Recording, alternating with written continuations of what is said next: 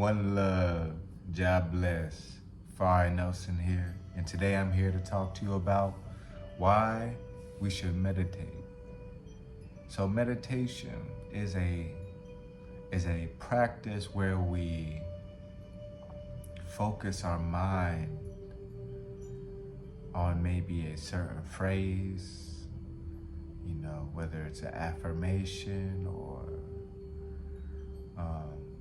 a chant or an object or a part of your body or the whole body or just listening to the sounds around you.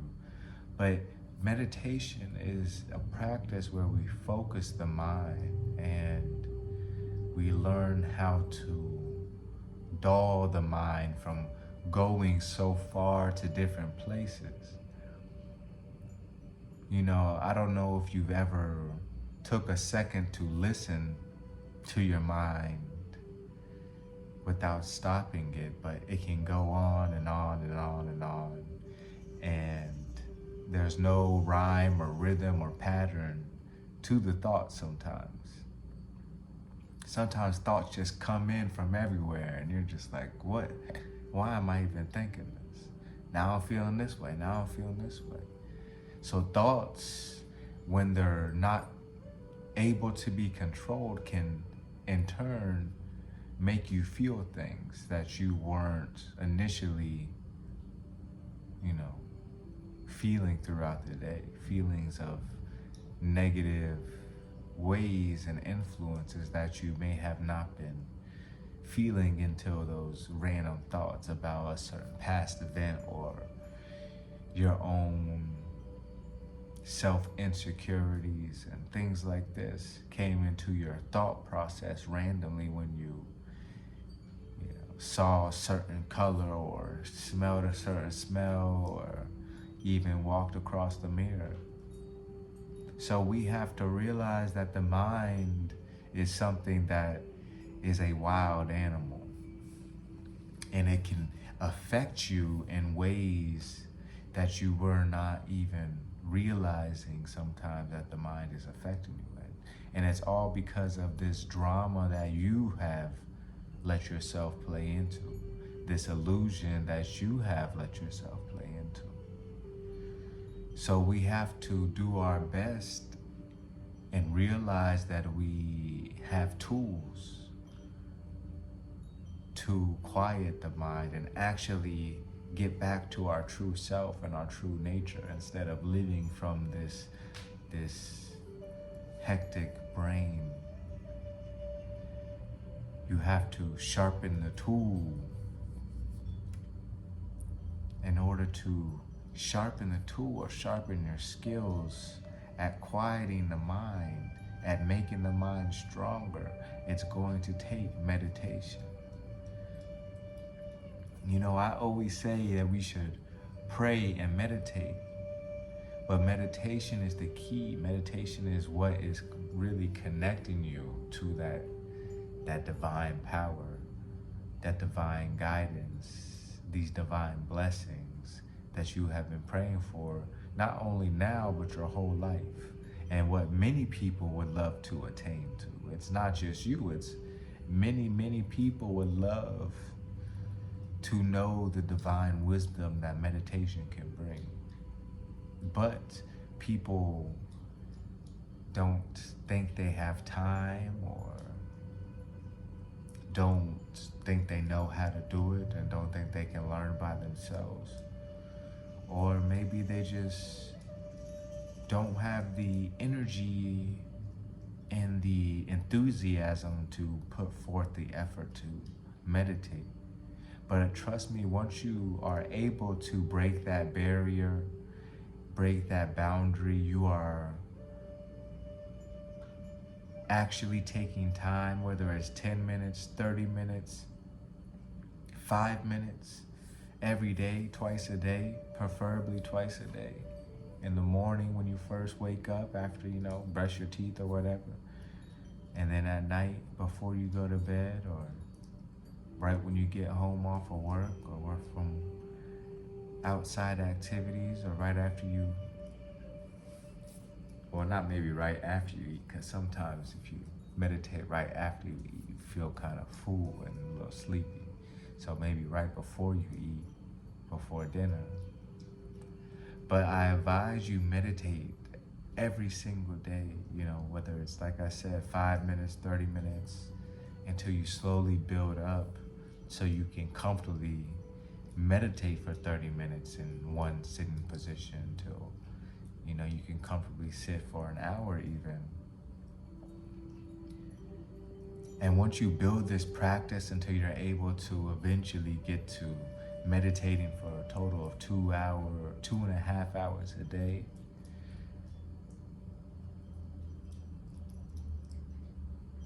you will feel completely evolved from the person that you used to be. Because even before you get to that point, with those 5-minute, 15-minute meditations that you're doing, you will start to evolve, and you will keep evolving, and you will feel the benefit of not rushing the process, but just slowly letting yourself build up the strength, build up the energy, build up the surrender. Because meditation is going to take you to places where you're going to have to surrender. You're going to have to feel things you haven't felt, or, build strength in places you haven't been able to build, not only physically, but mentally and spiritually as well. But also physically, it's going to make you have a more straight posture. It's going to build your back strength. It's going to build your leg strength. It's going to build up your flexibility. You're going to feel sore in certain places, especially when you're doing sit-down meditations for 15, 20 minutes and on. You're going to start to feel soreness in your back and in your legs, but it will pass eventually. Eventually you will become accustomed to these feelings, and you will realize that as part of the process, a lot of it as well, where we have to almost surrender to these aches and pains that we feel sometimes in our sitting meditation, when we know that we have at least 5-10 minutes to go, 30 minutes to go. We have to sit with the pain because we want to, establish the practice, and we don't want to give in to the pain, but really assess the pain, look at the pain that we're feeling, and eventually that pain will level out. Eventually that pain may surpass completely, whether it's within the meditation or a couple of days later, you'll realize, oh, I can sit for even longer, or I can resist this pain. Well, not resist, but accept this pain and surrender to it even better than I used to, because usually when we feel pain or aches or numbness, we want to run right away and, shake out our leg and rub it and massage it, which you need to do after your meditation. But until that, alarm for 30 minutes or 15 minutes goes off, we should do our best to sit through the pain and surrender to it. And by doing this, it doesn't cause any damage to you at all physically, but what it will is cause you to build strength spiritually and realize what true suffering is, realize what true strength is, what true discipline is, what true faith is, because you're going to have faith through this process that you'll be okay. You're going to have strength through the process that everything is going to benefit you for a greater purpose. You're going to have to build your discipline and your focus and your strength, because you're going to want to still focus on your chant, on your meditation, in general. You want to be able to focus on calming the mind so it's not going to places of hecticness and, oh my gosh, is my leg gonna fall off, and is my gonna hurt myself, and this and that, blah, blah, blah, blah. You know, the mind can take you to many different places, even in your meditation. And so it's great practice in meditation because every single emotion comes up, you know, whether it's very small and you don't even notice it, or it's something big. When something hectic happens in our life, we have the same type of thoughts as when our leg starts to hurt, you know? We want to run from it, we want to do everything we can, we think we need to control our life, when really we need to surrender and realize we're going to get through it. We just need to be disciplined in our practice, get through these next 10 minutes, 15 minutes, and everything is going to be okay. Get through this next couple days while you're going through the suffering times, and everything is going to be okay as long as you're staying disciplined to the practice. So this is the main reasons we meditate, because meditation brings lots of insights during the meditation, of course, but a lot of the insights you gain outside of meditation. Meditation just sharpens your sword, so when you go out into the real world, you already have these techniques and these calming methods so that you're not letting your mind take you to places where other unconscious people may be trying to take you. Because if you're letting unconscious people lead you, then you're going to be led astray. You're going to be led into anger, led into anxiety, led into judgment, and, you know, all these negative emotions that sometimes unconscious people unconsciously put onto us and try to pull us into, whether it's through, you know, conversations and, you know, social media posts and all different types of things, politics, wars. You know, there's a certain amount of interest that is from a side of sympathy to a side of adding to negativity. And we want to stay on the sympathy side so that we are promoting peace, promoting unity, promoting love at all times. And meditation helps you stay in this mindset where even if you don't like someone, you know how to stay calm through the situation and still remain, at most, a peaceful person through it.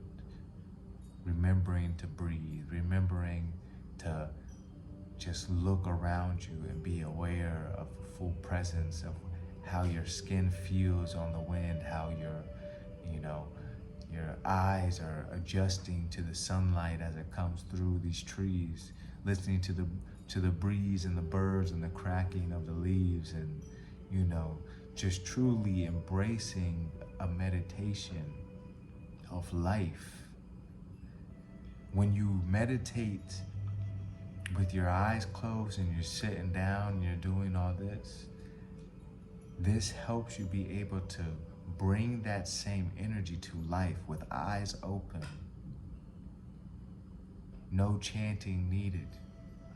All you need to do is just look around and just breathe and just focus on the presence. But that's very, very hard to cultivate that in the real world when you don't have the practice of meditation. When the monkey mind and the hectic mind is always chasing after this, that, or, oh, I need to do this, or I don't have time to smell these flowers. I don't have time to look at these trees, you know.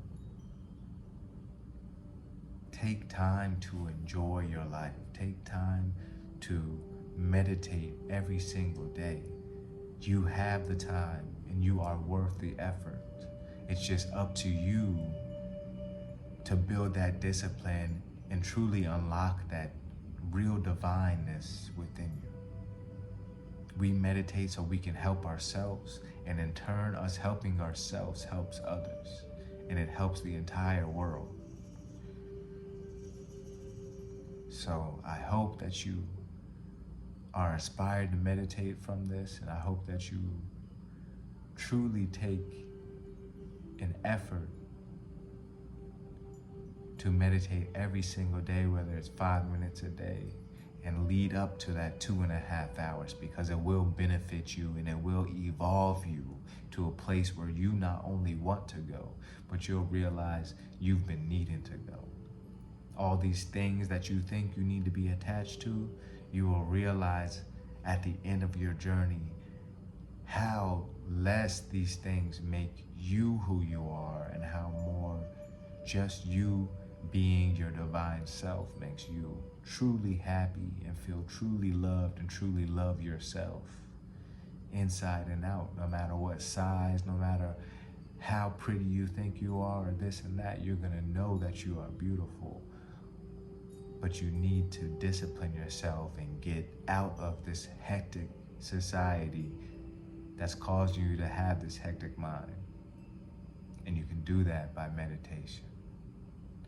So if you haven't, please like, comment, share, subscribe. You know, let's get the word out.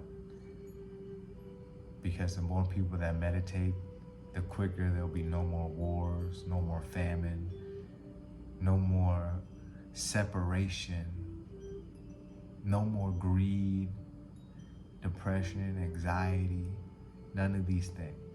With simple meditation, because it brings that self-analysis, that self-looking that people don't take time to look into. People don't even take time to look at their actual eyes in the mirror. They're so busy looking at everything else on their face, people don't even take time to really just embrace themselves, meditate on themselves. That's a good one to meditate too. If you have time, do a mirror meditation. It's a beautiful thing. But like I said, I hope you have a blessed journey and one love.